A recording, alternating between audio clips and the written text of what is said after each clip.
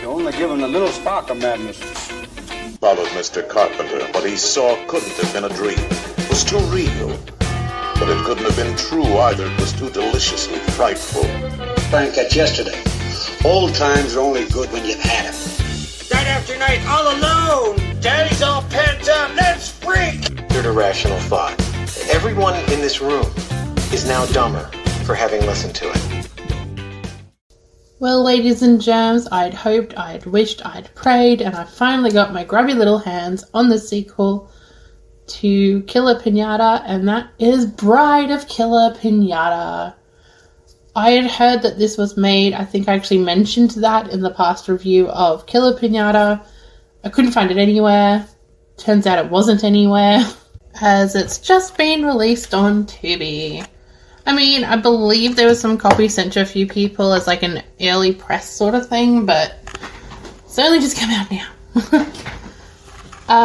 Okay, so look, the main premise of the film is Lindsay from the first one, 10 years on. You know, she's got a domestic life now, she's got a kid, she's got a wife. You know, she's living the domestic life, however, it seems to be a little bit bored. We get a flashback at the start to show what's happened in the past 10 years. And the Killer Pinata is locked in a glass case in her basement. Now, I don't even know where to start with this. This movie is bonkers. I mean, the opening is just that little bit of a background on what she's been doing for the last 10 years. I kind of feel it dragged on a bit. I don't think we needed as much information as we were provided, but it is what it is.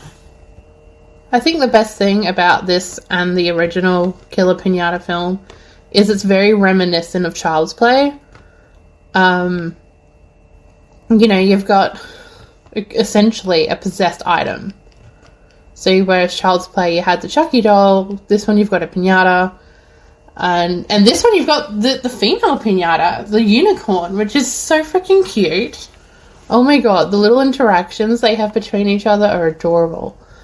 But it's very sarcastic, it's very self-aware, and I think that's what's sort of a charm about it, is just how ridiculous it is, which is once again much like the Child's Play films.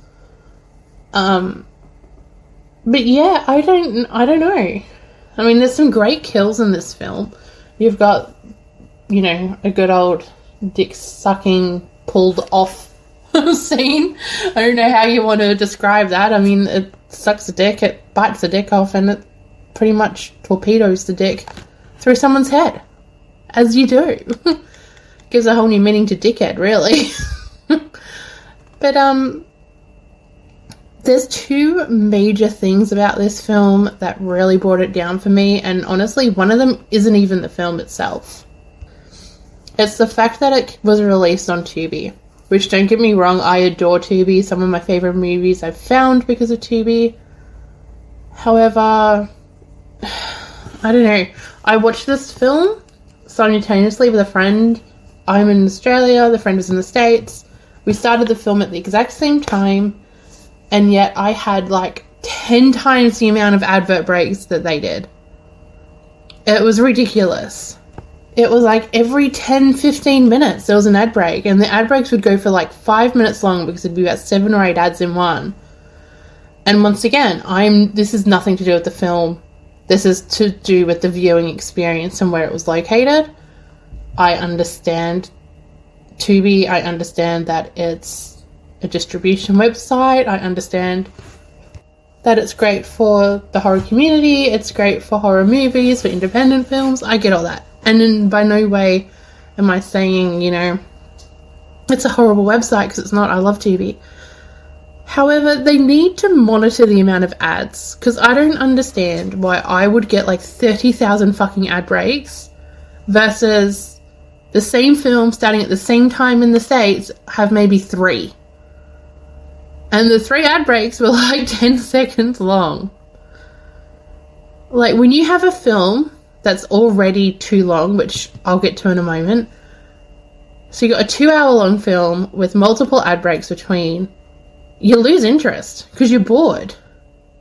And this is the problem we have with TV today now as well, which is why we all stick to streaming websites and, YouTube and whatnot. We don't have the same attention span that we used to. We're so used to fast-paced media that it just distracts you. You get bored. And unfortunately, that's what happened. I found myself actually wanting to go back and rewatch parts to try and gain what it is that I missed, or to replay and have a better understanding of what's going on in the film. Once again, obviously this is a Tubi issue, not a movie issue. However, it really, really destroyed the viewing experience for me. And I don't know why some movies get more ads than others. I would have thought it's maybe a time thing because it's 2 hours long, but I've watched other films that are about the same through Tubi and it's made no difference. 1 minute, I could watch it one time and it'll be 2 ads for the whole film. Watch another time and it's 30 ads for the whole film. But, when you have a 2 hour long film and you're adding all these breaks, it really doesn't help. Which, as I said before, coming to my second point of, I suppose, point of negativity of this film, is it's far too long. The runtime is far too long. I think it's just on 2 hours. And for this kind of self-aware B-grade horror goodness, you need an hour 20 to an hour 40. There was filler stuff in there that wasn't needed. There were characters in there that weren't needed. I have heard a lot of people say they prefer this one over the first one, and I gotta disagree. I really enjoyed Killer Pinata, and yet I only really enjoyed aspects of Bride of Killer Pinata. There are quite a few changes I would have made to condense. Not to say that they're not worth having at all. I can understand why some people would enjoy having them or prefer, the added information or background. For me, it just seemed wasteful. It wasn't needed. But one thing I did really enjoy about this film is the puppetry. In the first one, there was very limited puppetry. It was more so just a couple of, I'm going to say hinges. I don't know if they actually used hinges, but that's the direction that the heads would move, would be up and back just to give a bit more life. These fuckers were standing on their hind legs. These pinatas are walking around, they're moving their arms and legs, they're running, they're jumping, they're moving their head. The puppetry was absolutely on point and such a big upgrade compared to the first. The first does have a charm about it though, being only the head. And more so watching it run depending on the camera angles, where this one it was obviously a lot more puppetry, there was a lot more movement. But overall, Bride of the Killer Pinata, it's worth a watch for the kills alone. The kills alone. And the backstory, the backstory on the female pinata is really sweet. Kind of sad. It's nice to see another pinata, I suppose. I don't know if, because this is so similar to Child's Play, if this is going to maybe take on a third film that might just be Seed. Might be Seed. Might be, you can't do Bride, we just did Bride. So it's not going to be, like Bride at Chucky, because we just did Bride of the Killer Pinata.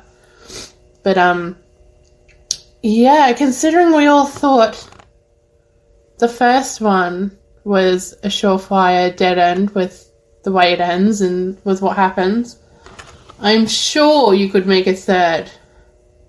You could bring in a third, for sure. Whether it be a little pinata and be Seed of Killer Pinata, whether it be something else, I don't know. But I do kind of feel, regardless of how I felt with certain aspects of this one, that you could definitely make it a trilogy. And it would be a really fun, drunk night with friends, throw on the TV, and laugh your asses off type trilogy. Because this movie is just fun. They're both just fun. Regardless of the runtime for this one, and my gripes with some of the other things in this one, it's still worth a watch. I would still watch it again. I'd try and watch it without ads. But, No, overall, this is a lot of fun. I highly recommend. If you haven't seen Killer Pinata, do a double feature for sure. Watch one and then the other. First of all, they're hilarious. Second of all, you're supporting really small indie, companies and distributors and all of that fun stuff. Which at the moment I think we really need to do is get behind some more indie films. But I don't know. Overall for this one, like I said, I still had a lot of fun. I would cut down the runtime, and I think because of the runtime, I'm going to bring my score down a little bit. So Killer Pinata, I had it 3.5 stars from memory. I would probably bring this down to 2, maybe 2.5, but closer to 2 out of 5. As I said, some of the characters aren't really needed. Some of, the extra filler isn't really needed. But overall, it's still an enjoyable film. It's still one I will rewatch, absolutely. I'll go back for the double feature for sure. Really hoping there's a third. I really would love to make this a trilogy and just go balls to the wall craziness. But we will see. But with that being said, 2.5 stars out of 5. Good watch. Go give it a watch. Go give the first one a watch. I hope you enjoyed this random little review. This originally actually wasn't part of my Tacos and Tubi Tuesdays killer series because I didn't know it was coming out. So I hope you enjoyed it. And we have Killer Rack. Yeah, Killer Rack is the next review in this series. And that's an interesting one also. So keep an eye out. Thank you so much for listening and have a great day. You were just listening to the Film Spark podcast for all your film needs and more. Like what you heard? Give us a shot. Follow us on Spotify, Apple, Good Pods and more. Or follow the socials at film_spark_pod. You know what? Just follow us on everything. Check out the link tree. linktr.ee/filmsparkpod. Find us, follow us, give us a shout. We always want to hear from you.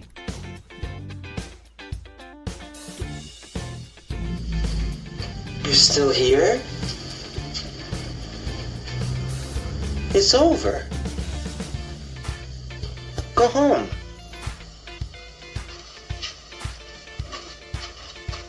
Go.